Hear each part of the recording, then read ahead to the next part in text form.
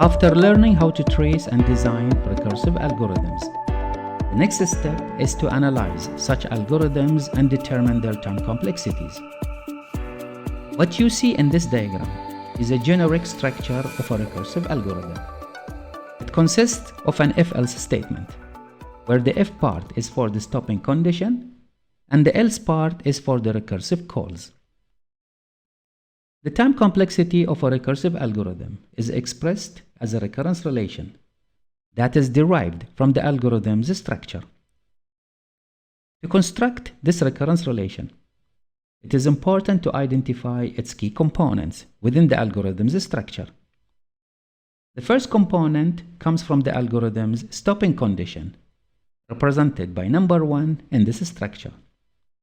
This is known as the direct solution, as it refers to the point where recursion is no longer needed and the problem is solved directly. The second component is derived from the pre-work operations, the computations performed before making the next recursive call, represented by number 2 in the algorithm's structure.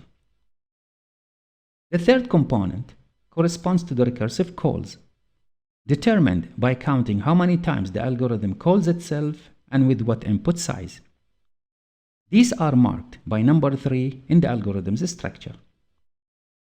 Finally, the fourth component consists of the post-work operations, which are executed after returning from the recursive call. These operations are indicated by number 4 in the algorithm's structure. So the process of analyzing any recursive algorithm is very straightforward if you can map the steps of your algorithm into the 4 steps in the generic algorithm. Here is the recurrence relation that will be derived and expressed from the algorithm. The initial value of the recurrence relation is determined from the direct solution indicated by number 1 in the generic algorithm. And the recurrence relation itself is derived and expressed from the other 3 components: the pre-work operations, recursion, and the post-work operations. Basically, we are looking for the time it takes in each of these components. I mean, how much time it takes for the direct solution, how much time it takes to execute the pre-work operations, how much time it takes in each of the recursive calls, and finally, how much time it takes to execute the post-work operations. And to do that, you either use detailed analysis or a quick analysis. For the detailed analysis, to derive the recurrence relation, you essentially need to count how many times each operation is executed in the 4 components. And for the quick analysis, to derive the recurrence relation, you need to first identify the basic operation and then count only this basic operation, how many times it is executed in the 4 components. After finding the recurrence relation for the time complexity, you need to solve this recurrence relation to determine the algorithm's efficiency using asymptotic notations such as big O, big omega, and big theta. Let us have some examples showing you how to derive, express, and solve the recurrence relations for the time complexity of some recursive algorithms. Here is the first example. The first part of the question is asking for the recurrence relation that defines the algorithm's output, not the time complexity of its execution. In other words, the algorithm is already designed based on a recurrence relation. It returns the value at position n in a sequence defined by that relation. Your task is to express this recurrence relation mathematically. This is what we refer to as the recurrence relation for the output, not for the algorithm's running time. Essentially, it is a direct expression of the algorithm's logic and can be written out without any complex analysis. Let me show you how to solve this part and set up a recurrence relation for the output of the algorithm. When we refer to the algorithm's recurrence relation as corresponding to its output, we mean that for a specific value of n, both the mathematical expression of the recurrence relation and the algorithm itself return the same result. It is important to note that the output recurrence relation is not related to the algorithm's running time. As an example, for n equals to 3, both should compute the same value. As we've mentioned before, that the algorithm's recurrence relation is derived or set up directly from the algorithm itself.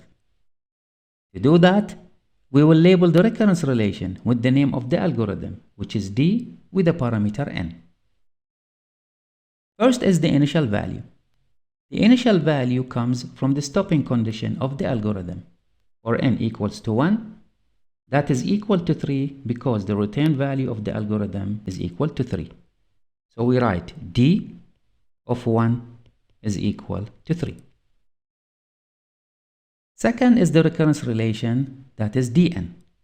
So here we write dn, and this will be equal to the expression of the return of the algorithm. And this is equal to 2 multiplied by d of n minus 1 plus 4n plus 1. And this will be for n greater than 1. As a mathematical expression, we write it as follows by saying d of 1 is equal to 3 and d of n is equal to 2 d of n minus 1 plus 4n plus 1. So this is the recursive relation for the algorithm dn.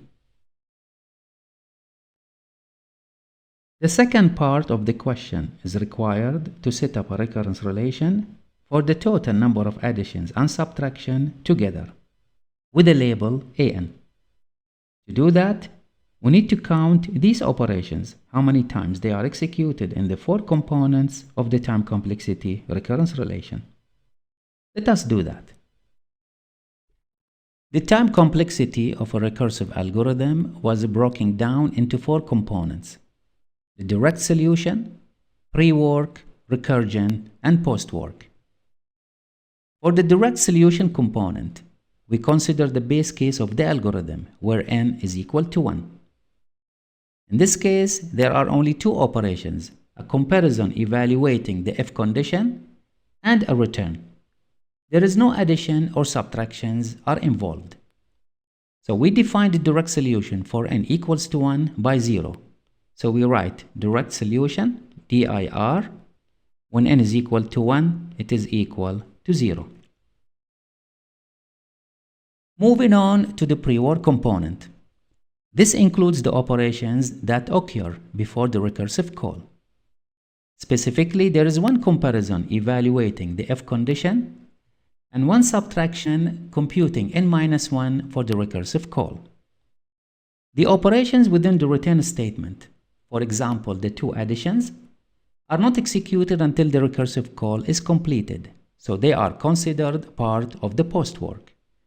So here we define a pre of n equals to 1 for the subtraction, and post of n is equal to 2 for the 2 additions after the recursive call returns. Now for the recursion component, the algorithm makes a single recursive call to dn-1, passing n-1 as the new input. Since n represents the input size, then the total number of additions and subtractions performed by this recursive call is represented by an-1. So here we have recursion. The number of additions and subtractions for calling dn-1 is represented by an-1. Combining all the components, then we can express the time complexity of an as follows. We write an is equal to, now for the direct solution, n is equal to 1, and it is equal to 0 because we don't have any additions or subtractions involved in the direct solution. So this is for the direct solution.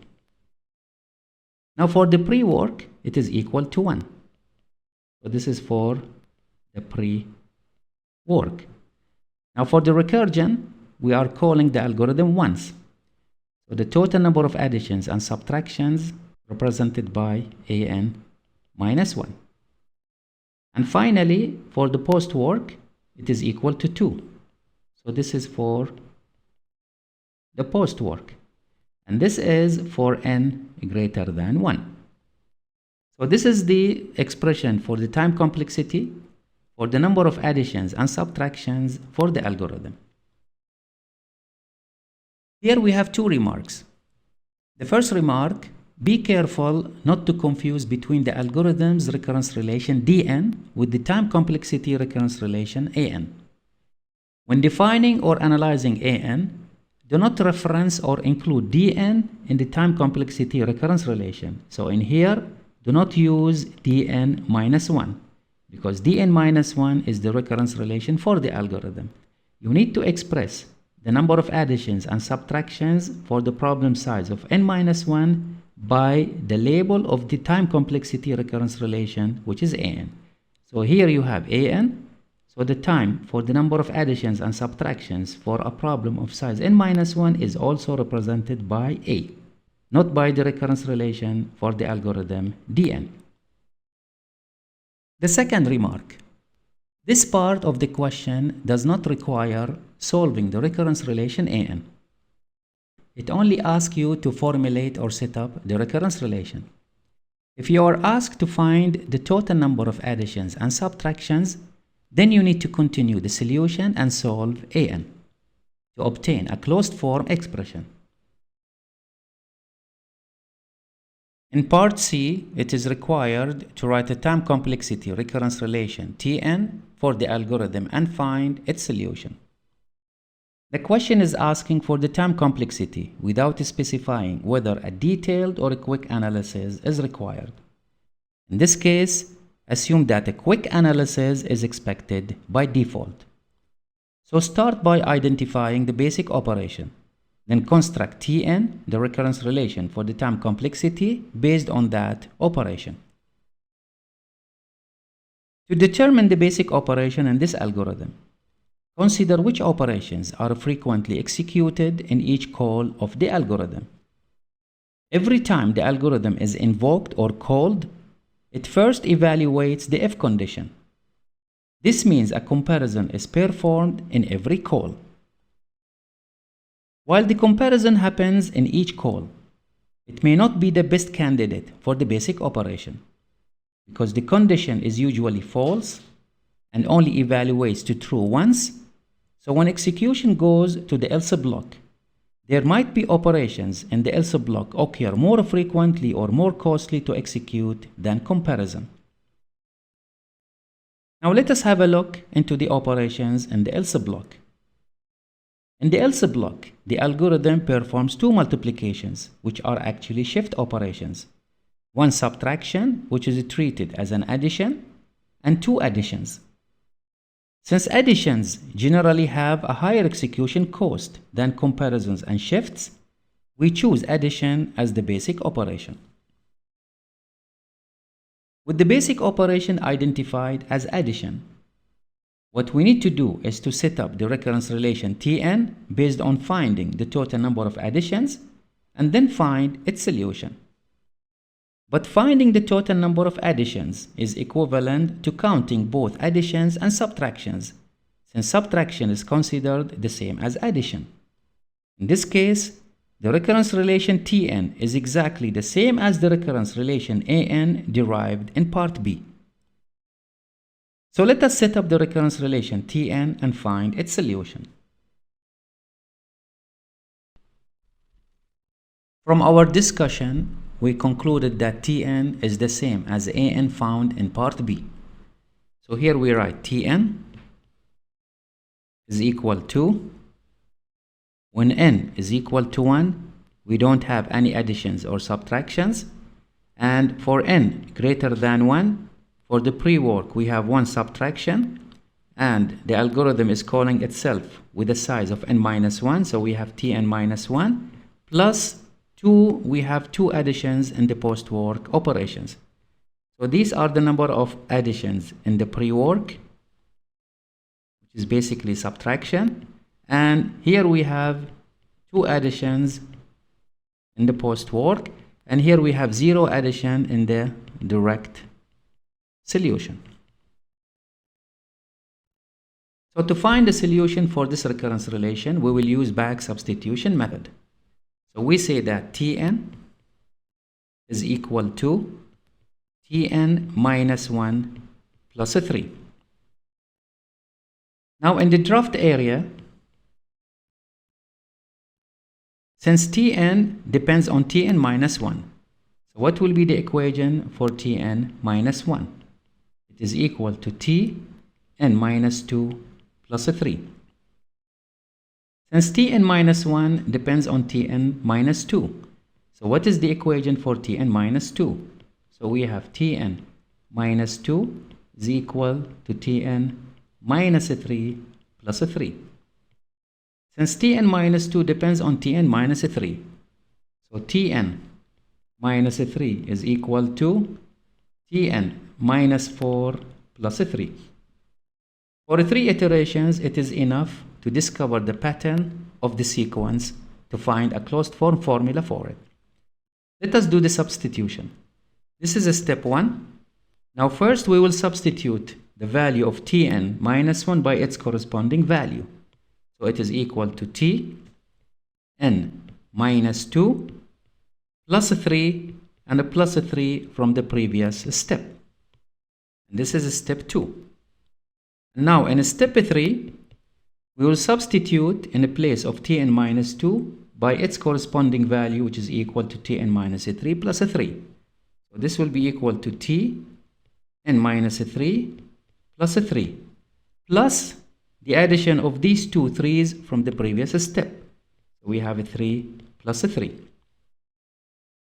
Now in step 4, we substitute the value of Tn minus 3, which is equal to Tn minus 4 plus 3 plus the addition of the 3 3's in the previous step. So plus 3 plus 3 plus 3. So in step 1, we are adding 3 1's and we have n minus 1.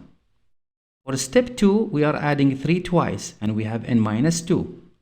And finally, for step 4, we have n minus 4 and we are adding 3 4 times. So we can generalize this and we say that at step k, the equation will become equals to n minus k plus 3 times k, because the addition of a 3 happens k times. This subtraction will continue until it reaches the initial value. So until it reaches Tn minus k, that is equal to T1. So if you go back to the recurrence relation, the value of n is 1, so this is T1 equal to 0. And by matching the parameters of these two t's, so by matching n minus k with 1, so we will say that since these two t's are equal, so n minus k is equal to 1, and from here we say that k is equal to n minus 1. We will label this formula by 1, and by substituting the value of k, we say n equation 1, t of n is equal to t of 1, because Tn minus k is equal to T1, plus 3 multiplied by the value of k, which is equal to n minus 1. The value of T1 is 0, and the formula becomes 3n minus 1, which is equal to 3n minus 3, and this belongs to big theta of n. In the next example, it is required to analyze the running time Tn of the algorithm as a function of n, where n is the input problem size. And in part B, it is required to find a solution to the recurrence relation Tn and also find its efficiency. By looking at the algorithm in this example, there is a single if statement at line 2, and inside this if statement at line 3, a variable is assigned a value, followed by a loop that runs 8 times. During each iteration of the loop at line 4, the algorithm makes a recursive call with the parameter n over 2, resulting in 8 recursive calls in total. After all 8 recursive calls return at line 6, the algorithm proceeds to execute a for loop that runs from 1 to n cube, performing an addition operation in each iteration. By looking at the algorithm again, the algorithm continues to call itself recursively at line 5 as long as n is greater than 2, dividing n into half with each call. This process continues until n becomes 1, which acts as the base case or stopping condition.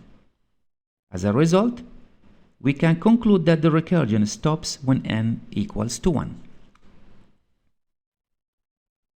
By analyzing each operation in the algorithm to determine the basic operation, we see a comparison at line 2 executed once, a division by 2, which is a shift operation, at line 5 executed 8 times, and an addition at line 7 executed n cubed times. Comparing their frequencies, it is clear that the addition at line 7 is performed the most, as its execution count depends on n, the input size of the problem. Therefore, the addition operation at line 7 is considered the basic operation. Notice that we did not consider the loop control elements, such as assignments, condition checks, or increments, to determine the basic operation, since these are specifically used to manage the loop's execution and are not part of solving the actual problem. However, since addition is selected as the basic operation, then the frequency of the increment of the loop must be accounted and included in the analysis. Now, to construct the time complexity of the algorithm Tn, you need to identify the 4 components of the recurrence relation Tn from the algorithm. First is the direct solution component. The direct solution time component is obtained from the stopping condition. Since the algorithm stops recursion when n equals to 1 and no addition is involved, then the initial value of Tn is 0 when n equals to 1. Now for the pre-work component, it consists of an assignment at line 3 and a for loop at line 4 that is iterated 8 times. Since the operation of the loop is interlaced with the recursive calls, to simplify finding the frequency of each operation inside the loop, consider every operation executed before the recursive call at line 5, including the assignment, the condition, and the increment of the loop as a pre-work operations, and all operations executed after the recursive call as post-work operations. In this case, the number of additions as a pre-work operation is 8. Since we have 8 increments inside the loop. Now for the post-work component. We have a loop at line 6 that repeats the addition at line 7 n cubed times. As a result, the number of additions is n cubed for the addition at line 7 plus 1 cube for the increment executed by the loop. That results to 2n cubed for the post-work component. Finally, the recursive component. Since there are 8 recursive calls at line 5, each on an input of size n over 2, then the recursive component of Tn is represented as 8 times Tn over 2. Now, after identifying all components of the algorithm, let us write the recurrence relation for Tn. After identifying the 4 components for the recurrence relation Tn for the time complexity of the algorithm, let us put them together to express Tn as a function of n. So we write Tn is equal to, the initial value is when n is equal to 1, we don't have any addition, and this occurs in the direct solution because when n is equal to 1, the algorithm stops recursion and we don't have any addition. Now for the pre-work area, we have 8 increments executed by the for loop. So for the pre-work, we have 8, and this will be the number of additions in the pre-work area. Now the time it takes for recursion. The algorithm is calling itself with an input size of n over 2 8 times. So the time for recursion will be 8 times n over 2, and this will be for recursion. Now for the post-work, this is the area for the post-work. The addition is executed n raised to power 3 times. And also the increment is executed by the for loop also n cubed times. So the number of additions for the post work is equal to 2n raised to power 3. And this will be for the post work. And this recurrence relation is for n greater than 1. By rewriting the recurrence relation, we write Tn is equal to 8 Tn over 2 plus 2n raised to power 3 plus 8. To find the solution to this recurrence relation, we will use back substitution method. So we need to iterate over this recurrence relation by some iterations until we discover the pattern for the solution. So in the draft area, we need to list some of the iterations of the recurrence relation. Since Tn depends on Tn over 2, let us write the expression for Tn over 2. So Tn over 2 is equal to. Substitute the value of n over 2 in the place of n in the original expression. So what you will get on the right hand side, when you replace n by n over 2, you will get t n over 2 square, and when you replace n by n over 2, you get 2 times n over 2 altogether raised to power 3 plus 8. So this is equal to 8 Tn over 2 square plus 2 n over 2 raised to power 3 plus 8. Now we need one more iteration. Since Tn over 2 depends on Tn over 2 square, let us find the expression for Tn over 2 square. Tn over 2 square can be found from the original expression by replacing n by n over 2 square. So here we will get 8 t of n over 2 raised to power 3 plus 2n over 2 square raised to power 3 plus 8. Now let us list one more iteration. So for Tn over 2 raised to power 3, it is equal to 8t n over 2 raised to power 4 plus 2n over 2 raised to power 3 raised to power 3 plus 8. For 3 iterations, it is enough to discover the pattern of the solution. So let us do the substitution. In step 1, Tn is equal to 8 Tn over 2 plus 2n raised to power 3 plus 8. In step 2, we will do the first substitution. So we will substitute the expression for Tn over 2 by its corresponding expression. But before that, we have to multiply it by 8. This expression must be first multiplied by 8. And we get 8 times 8 is 8 square. Tn over 2 square plus 8 times 2 n over 2 raised to power 3 plus 8 times 8, which will be 8 square. And we need to copy from the previous step this expression, and it will be 2n raised to power 3 plus 8.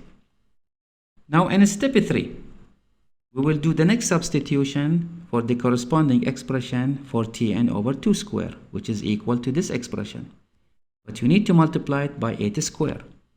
So this will be equal to 8 raised to power 3 t n over 2 raised to power 3 plus 8 square times 2 n over 2 square raised to power 3 plus 8 square times 8 will be 8 raised to power 3.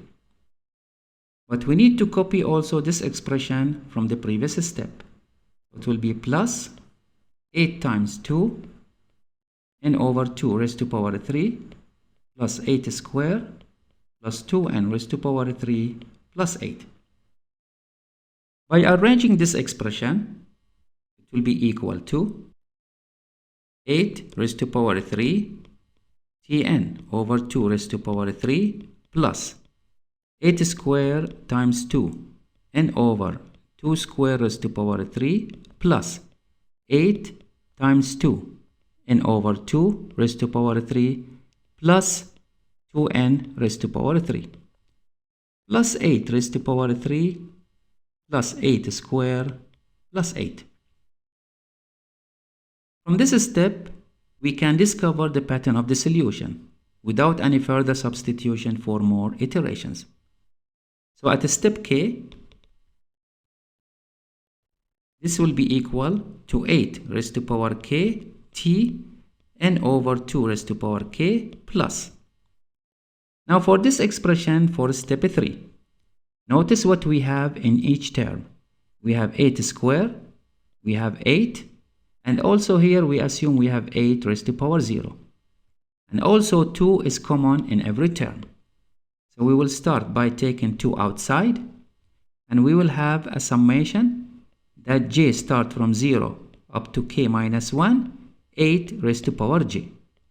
So why k minus 1? Because notice that for step 3, the maximum power in the summation is 2. So it is one difference from this step. And now for this expression, as you can see that this is 8 raised to power 2. And here we have n over 2 raised to power 2. So inside the summation, we will have n over 2 raised to power j raised to power 3. Now for this expression, also we have a summation. But if we take it from right to left, the first power of 8 is 1. So we will assume that the summation for j will start from 1. And as you can see that the last power is a 3, which is equal to the step number. So this summation will go up to k. And inside it we have 8 raised to power j. First we will simplify this summation and simplify this summation, and then we will continue.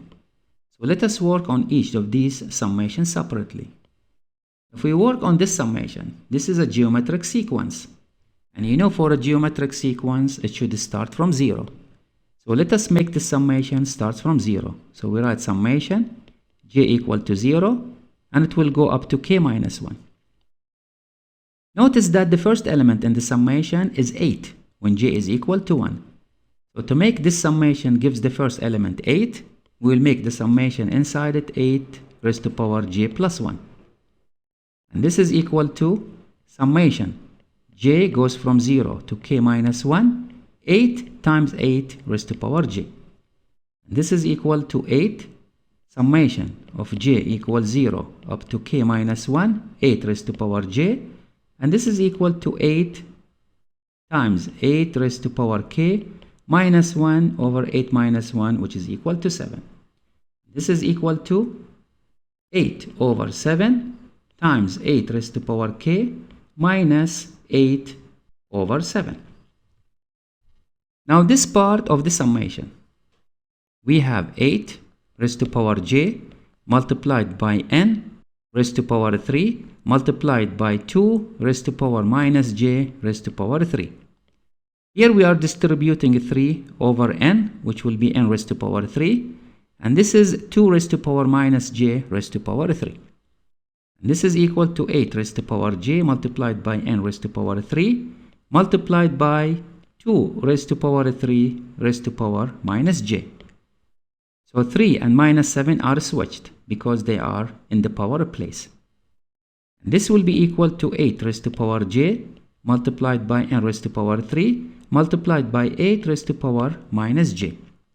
When these two numbers are multiplied, they are equal to 1. And this will be equal to n raised to power 3. So now, the expression for Tn is equal to 8k Tn over 2k plus 2 summation of j equals 0 up to k minus 1, and inside it has n raised to power 3 plus 8 over 7 multiplied by 8 raised to power k minus 8 over 7. This will continue until t n over 2 raised to power k is equal to the initial value t1. And from here we have n over 2 raised to power k is equal to 1. and n is equal to 2 to the power k, and k is equal to log 2 of n. Notice that for 8 raised to power k, it is equal to 2 raised to power 3 raised to power k. It is equal to 2 raised to power k raised to power 3. And since 2 to the power k is equal to n, so 8 raised to power k is in fact equal to n raised to power 3. So this equation number 1, so we say that n1 Tn is equal to, for 8 raised to power k, it will be replaced by n raised to power 3. And for Tn over 2 to the power k, it will be replaced by T1. And for 2, summation, j will go from 0 up to k minus 1 n raised to power 3 plus 8 over 7 times n raised to power 3 minus 8 over 7. Now we continue that for T1 it's equal to 0. So Tn is equal to n raised to power 3 summation j equal to 0 up to k minus 1 for 1 plus 8 over 7 n raised to power 3 minus 8 over 7. This is equal to 2n raised to power 3 multiplied by k plus 8 over 7 times n raised to power 3 minus 8 over 7. This summation is equal to k because it goes from 0 to k minus 1 of summation 1. So to find the value how many times 1 is added, you simply subtract 0 from k minus 1 plus 1, you will get k. And this will be equal to 2n raised to power 3 multiplied by log of 2n, because the value of k is equal to log 2n, plus 8 over 7 n raised to power 3 minus 8 over 7. So this is the expression for Tn. So this is the solution for the recurrence relation for the time complexity of the algorithm. And to find its efficiency, we need to find its growth rate. So Tn belongs to big theta of. This expression consists of 3 terms. We have a polynomial of degree 3 multiplied by log 2 of n, and we have a polynomial of degree 3, and we have a constant. The one that grows faster is the polynomial multiplied by log 2 of n.